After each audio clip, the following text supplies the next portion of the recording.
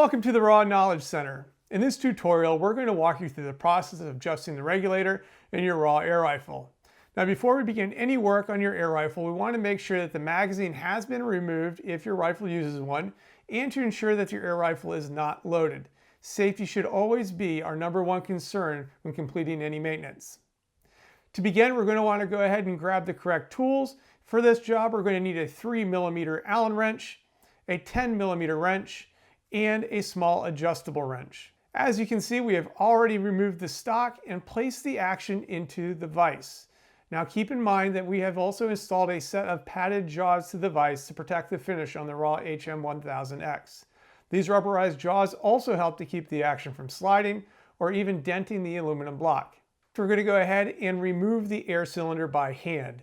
As you do so, you're going to hear a loud pop as the seal between the bottle and the regulator is cracked open. Once you have done so, go ahead and set the bottle safely to the side. You'll then notice that the manometer and fill port is actually a sleeve that fits around the base of the regulator.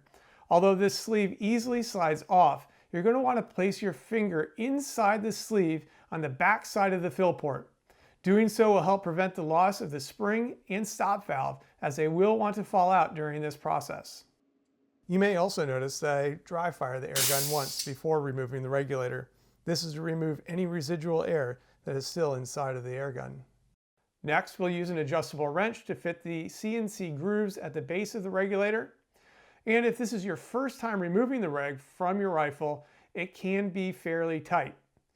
Once the seal is finally broken, the regulator should be able to be loosened by hand. Now with the regulator out of the gun, you're going to go ahead and set the action aside and place the regulator back into the padded vise. At the top of the regulator, you'll notice a brass screw that is slotted for a 3mm Allen wrench. The locking nut is 10mm in size, and using the Allen wrench to hold the brass screw in place, you can then tighten the locking nut to increase the regulator pressure or loosen the locking nut to decrease the pressure. It is suggested by the factory to do this in quarter-turn increments and then test your air rifle.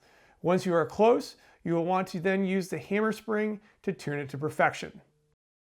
Well guys, it really is just that easy. As always, we hope that you're enjoying your raw air rifle, and to help get the most out of your purchase, make sure you watch all the video tutorials in the Raw Knowledge Center.